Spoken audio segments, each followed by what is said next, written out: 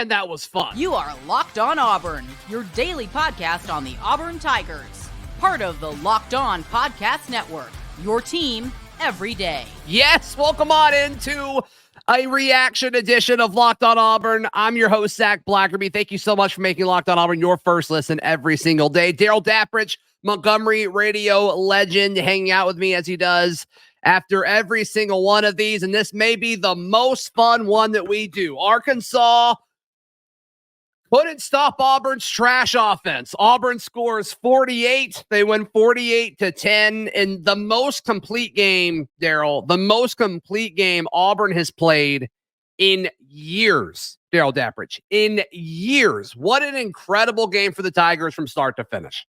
Yeah, I was kind of feeling that way watching the game, that I was going to comment on that and say this is the most complete and as well as Auburn's played in 3 or 4 years. And I'm not being over dramatic or over emotional. I think that, you go back and look, here's the thing. I'm going to get this right out of the way right now. People will say, calm down, it's Arkansas. Okay, I get that. But Auburn has not looked this good at home against group of 5 teams in the last 3 years, other than Akron or someone like that, or Alabama State. Auburn went on the road against an SEC opponent. And the reason why the atmosphere wasn't crazy or rabid or chaotic is because Auburn took that away and took it away early. Normally, Reynolds Stadium is a tough place to play and a tough place to get a W. It is. Yeah. Auburn's played well there. Give them credit. They've played really well in Fayetteville. But the reason why the crowd was so apathetic and so quiet was because of Auburn. 21-0, and you start sitting on your hands and you get very, very quiet. So give Auburn credit. It was a complete game. Special teams, offense, balance on offense, and defense. There wasn't anything that Auburn didn't do at a high level last night. Yeah, I just love everything that Auburn's doing offensively.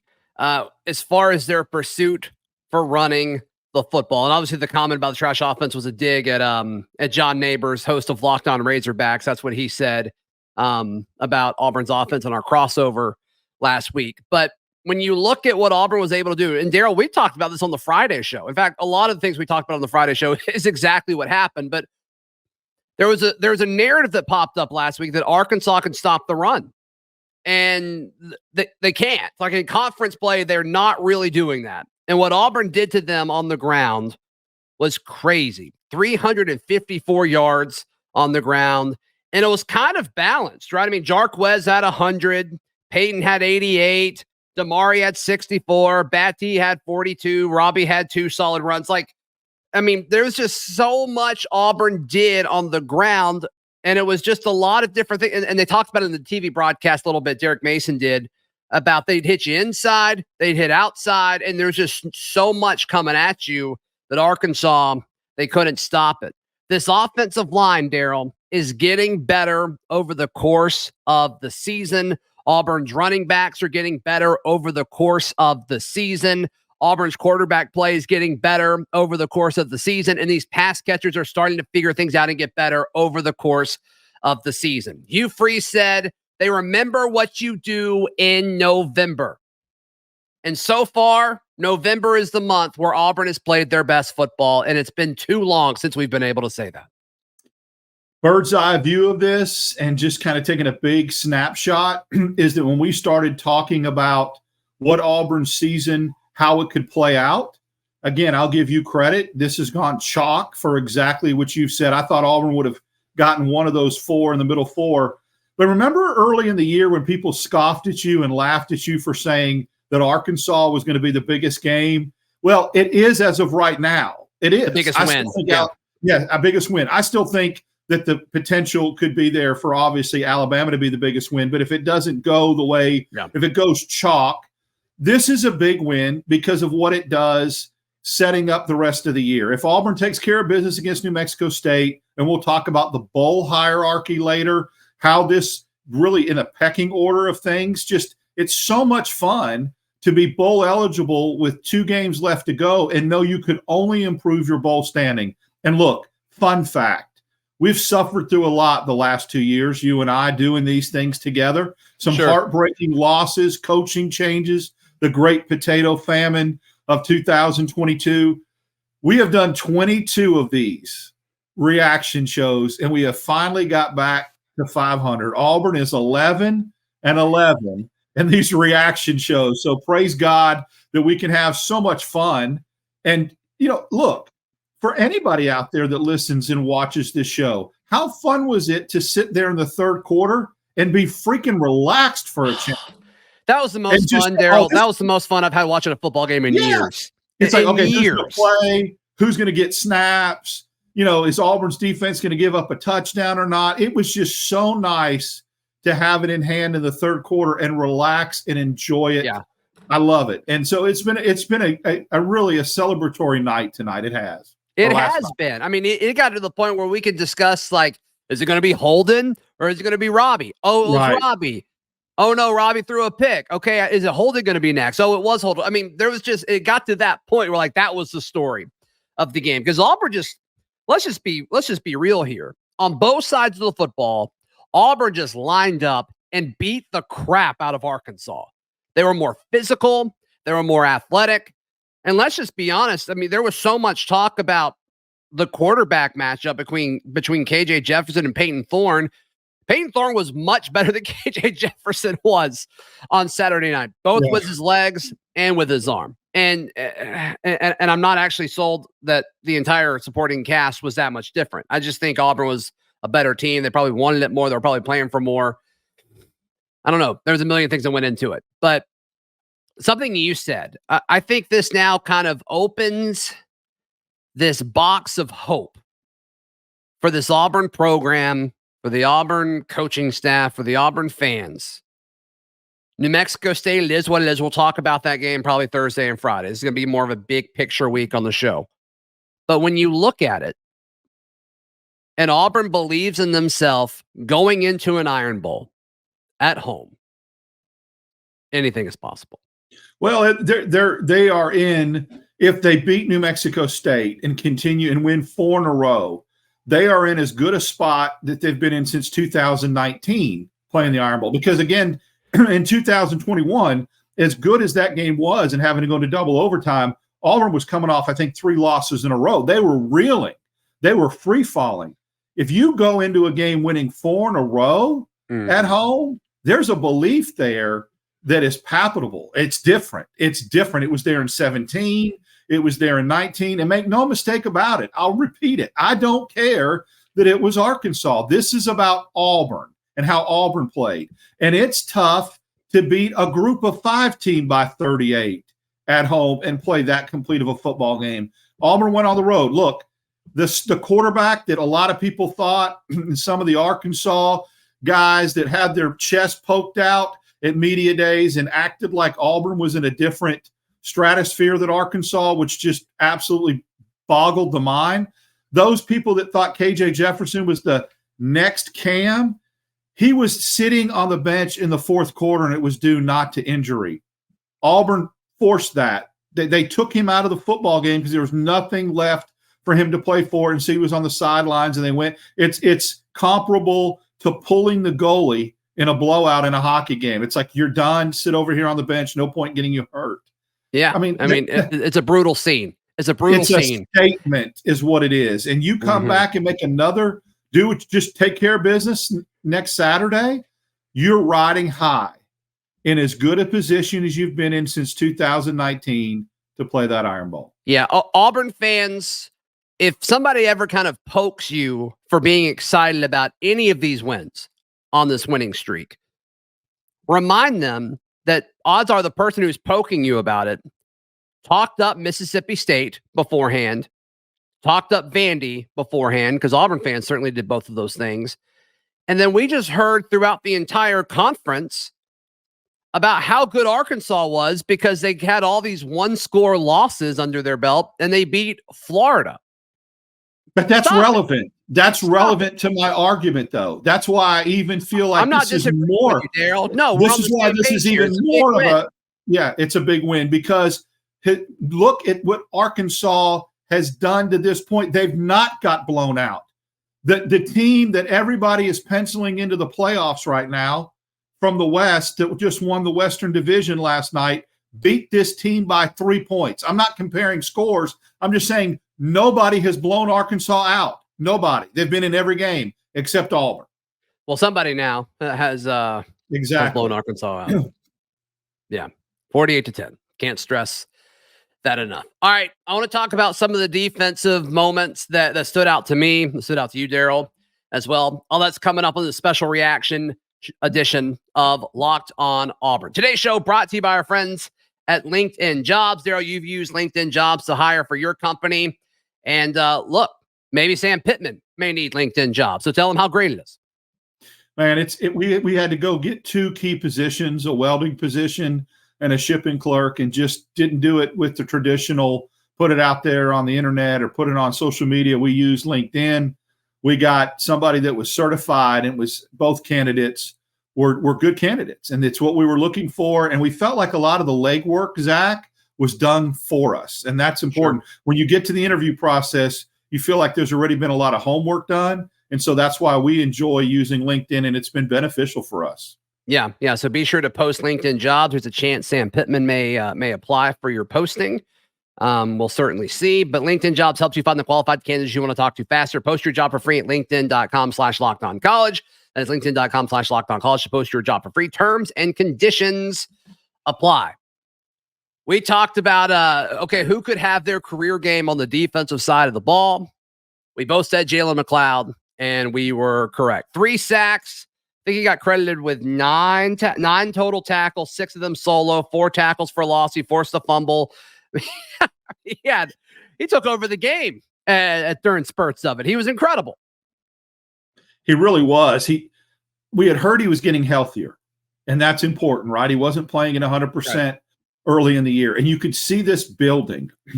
It was building, and it was building from week to week. So it was a pretty slam dunk pick because you could see it coming from a mile away, kind of like we could see it with VAR coming from a mile away. As these guys got healthier, it was a health issue.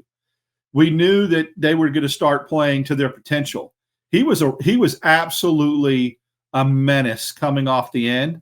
Auburn had 5 total sacks, and he had 3. That's what you need from your edge. And give McAllister credit, who looked, like the part of what Auburn was trying to get when they needed another edge rusher from Vanderbilt. Made a really great play, jumping over the blocker in the air. So McLeod went off. The defense, we felt like they were going to be very, very effective against this offensive line, and they were disruptive. And give KJ Jefferson credit, because a guy that doesn't go down, a normal quarterback that doesn't go down like 100%. That, Auburn gets 2 or 3 more. Totally. Right. So in the backfield all game, creating havoc. Just hats off to that defensive front. Yeah, I mean, the front 7 was that Eugene Asante was all around them too, and they didn't necessarily bring him down because KJ plays so big, like you were saying, Darrell, but still just impacting it. He couldn't throw the ball. It was awesome. Marcus Harris had a few plays where he just took over and they couldn't do anything about it. Marcus impacted more the run game, it seemed like, in the past. Didn't he cause the fumble, though? I mean, I think he caused the fumble. He ended up with it. Did he cause it? No, I'm talking about the Wooden fumble. Wooden's the one that ended up with it, right? Oh, yeah. Yeah. And I think Harris caused that. Yeah, Auburn didn't give it to him. They only have Jalen McLeod and Zion Puckett with a forced fumble, but wow. They don't always nail that. So I don't know. Gotcha. I don't know. But regardless, I mean, just two incredible standout performances, I think, on Auburn's defensive front. And look, going into the season, we talked about the 2 biggest concerns for this team were wide receiver, and I still think that's kind of out there, and then the pass rush. And I'm okay with what the pass rush has done up to this point now. And it's getting, once again, we talked about all the offensive production is getting better over the course of the season. Pass rush certainly has. Linebacker certainly has. Defensive back's been good, but I think they're looking better because other pieces around them are performing at a higher level. But this team, I'm just really I'm happy they got this. It looked like they were having so much fun. A lot of videos coming out of the locker room, the few minutes afterwards. I'm glad they got to celebrate this because this is really stinking cool. You don't get to just blow out teams in the SEC on the road 48-10 very often. You don't. So, no. And shout out to Heather Dennis, who was right about, I think, the receiving room. But I want to make this point. We said at the beginning of the year, if Auburn's receivers struggle, Fairweather can pick up the slack and mask some of that inadequacy in the receiving room if you throw to him. And that's what's happening. He's become the target inside the 15, the touchdown maker Fairweather has. And so that's fine. I don't care if it's a tight end. I don't care if it's a running back because the receiving room is struggling right now. Whoever is effective to throw it to and gets you touchdowns, and Fairweather has stepped up and kind of taken that mantle, I think. Yeah, Fairweather has 5 receiving touchdowns on the season. That is the most for an Auburn tight end since Lutzy did it in 2011. He had 7 in 2011. So we'll see if Fairweather can tie or beat that. He's got 2, maybe 3 more games to do it, assuming he plays in the bowl game. So, but yeah, you're right. And the Auburn receiver room is interesting because I actually don't think it's as bad as I did. They're just all the good players play the same positions, and they have nobody on the outside that I think they feel good about. Amen. That's the problem. You can't because I mean they had to run Javaris Johnson on an out route that normally an outside receiver runs that route as a slot guy, and he made a great catch. And Peyton Thorne put it right on him because the 2 earlier drives, it hit Brown in the hands and the chest both times tough on an out where you get to a stick route where you get past the first down marker, and he dropped both of them. So, and give Jay Fair credit, who made a really nice play on that swing pass and got his absolute bell rung out of bounds on the targeting call and came back in the game and played. But he looked good, evading some outside guys on that route as well. Yeah, I think they feel good about Jay Fair. I think they feel good about Javaris Johnson, and I think they feel good about Caleb Burton. Oh, who made a great play to start the game. He kind of set the tone on offense. I mean, how huge that was. 45 yards right out of the chute and grabbed it below his knees. Nice play and set the tone for the day offensively. It was a great job. Yeah, that opening drive by Auburn was a Picasso. It was beautiful. It deserves to be hung on the wall somewhere in the Louvre, my friend. Yeah. Needs to be somewhere. That's for sure. But yeah, the Cam Brown dropsies thing, like, you can't do that. You can't do that. And I don't know how they fix it. I don't know if you just put Rivaldo at outside receiver more than you are currently outside of the red zone. I don't know, but it just seems like anytime they throw it to an outside receiver, it's like a wasted pass at this point. And it stinks. Like, I hate it for all these guys. And I don't think Hooks was targeted again. He's out there. He wasn't. He wasn't. He's out there, but he wasn't I think he played like high 20s snaps against Vandy. And in fact, there was like a rumor that he wasn't even out there. And I'm like, no, he was out there. He played, but it's just he wasn't thrown to. And I don't think he was targeted last night either. And so that's interesting. Cam Brown's getting most of the outside targets now, and he didn't do anything with it either. So, man, I got to be honest. And we talked about a lot of things that we hit on 100%. The Keionte Scott punt return, McLeod, but I missed big on my assessment, my hypeness, and my overexcitement about Cam Brown and what he was going to become at Auburn so far. That's me with Hooks. I missed big time on Hooks. Yeah, I just was like, thought this dude was going to be a difference maker, was just locked in on him, and man, I missed. I missed bad so far. Yeah, I mean, we'll see. We'll see if he sticks around. He's got plenty of reasons to stay. I can't imagine a whole lot of folks being in a situation to hop him on the depth chart, but who knows? Who knows? I think it's going to be a wild offseason. But all in all, dude, an awesome game. Let's highlight a few things where need for improvement. I think Peyton Thorne, all in all, looks great. I think it's the same against Vandy last week. There's just like one or two throws every game where it's like, what are you doing? Right. The pick. And I hate to say this, but 12 of 20, let's do his adjusted completion rate. Should be 15 of 20. Easily. Absolutely. Yeah. It might be better. You know, we record this before like a lot of the PFF stuff comes out, but like it may be better than that. I'm not sure. But yeah, that pick was bad. Like it's hard to really justify that. But outside of that, I felt really good about that. And, you know, his ability to run the football, it still doesn't seem like defenses are ready for it. Even though he's done it so much now, it just doesn't seem like defenses really focus on him as a threat. I don't know if it's because they're selling out for Jarquez and Damari when they're in or what, but that's been great. Outside of that and the Cam Brown drops, I'm really happy with pretty much everything that I saw Saturday night.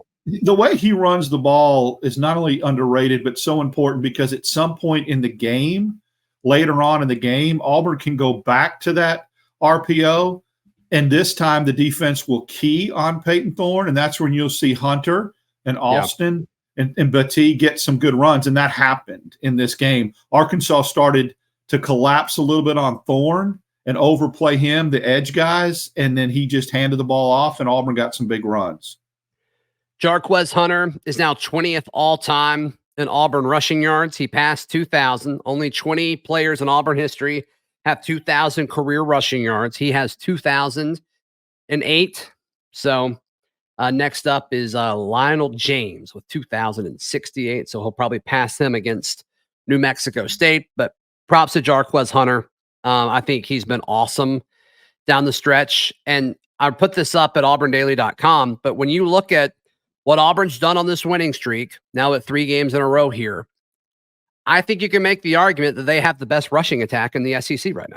Yes, and that's their identity. And that and they've got the best rushing attack, and I don't think coincidentally you've seen Thorne getting more efficient and playing better to go along with that rushing attack. I think the two are linked. And so, you know, is there going to be a game where Auburn's rushing attack's going to bog down? It's not going to happen Saturday, but let's say it happens in the Iron Bowl where Alabama's defense, you know, keys and Auburn stays around 100 yards on the ground. Can Thorne eclipse that magical 200-yard passing mark to make the difference? I think the more he plays and the more he's not looking over his shoulder and the more success he has, that could be feasible in the Iron Bowl. Right. And they have to be. They may have to be. Couple things to look forward to. Darrell and I, we will be reacting live Thursday night after Auburn plays Notre Dame up in Brooklyn for Auburn basketball.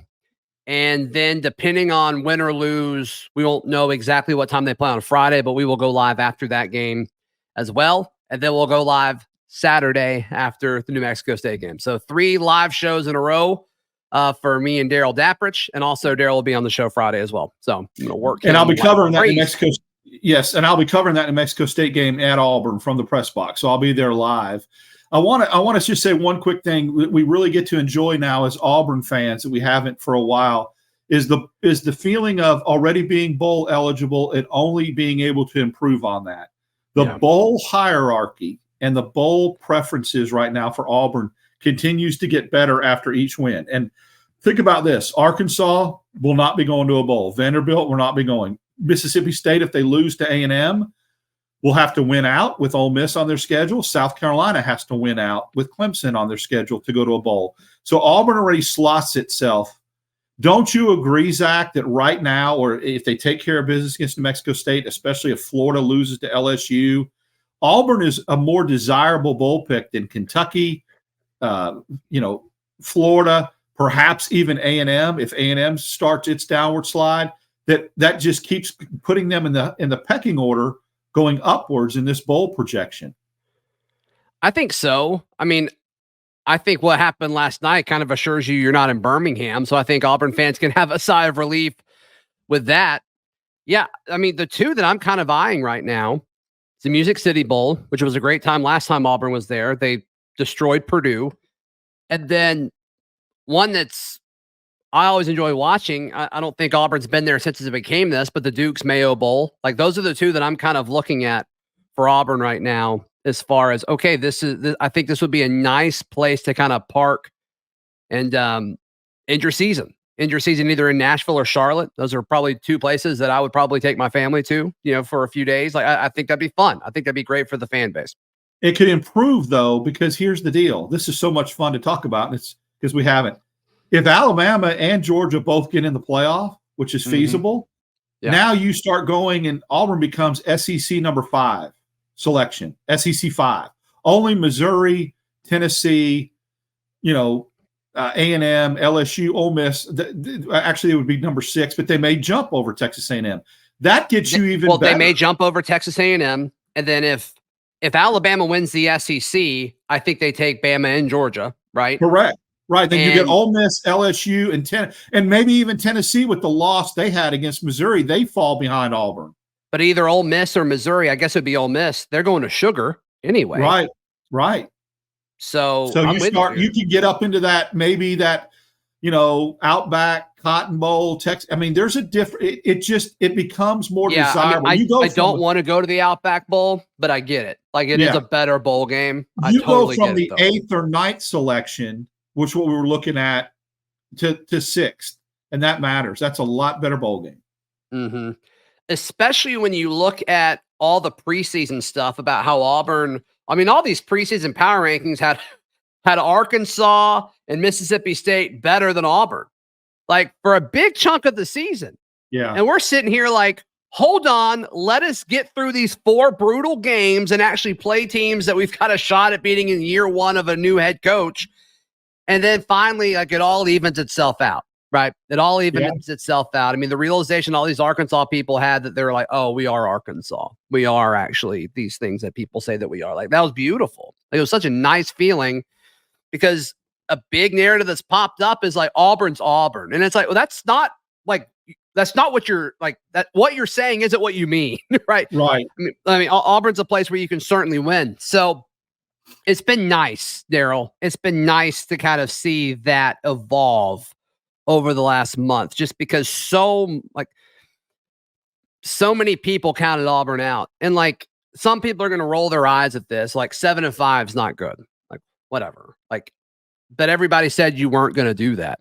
And so all the folks that listen to this show that I was saying, hey, bet the over on 6.5, like good deal. Like, I don't think Auburn, I think Auburn's farther along now than many people thought they would be at this point, which is a win. And we can go a huge win. And some more positive news. And when you come off a win and your program continues to ascend upwards, we can end this show with the news that Jamonta Waller has just flipped from Florida to Auburn. The 5-star recruit. He just announced Mississippi has just announced it 2 minutes ago. And that's why I was thinking, hey, let's just stay on a little bit longer and see what goes on. But he has told Hayes Fawcett that he has flipped his commitment from Florida to Auburn. So that's a nice way to finish up and bookend this night for Auburn in this recap. Auburn gets a 5-star commit to flip from Florida. Darrell, how can people check out everything that you've got going on? Follow me at DAP6410. You're going to catch me a lot on your show next week, and then Monday morning and Tuesday afternoon as well. So I'll do like your mom said. Mom Blackerby said, get some cough drops. She told us for Friday show when I was struggling to get through, I'll get my cough drops so I can talk as much. Yeah, be sure to check out all of our stuff at auburndaily.com, and we will see you tomorrow. This has been Locked On Auburn.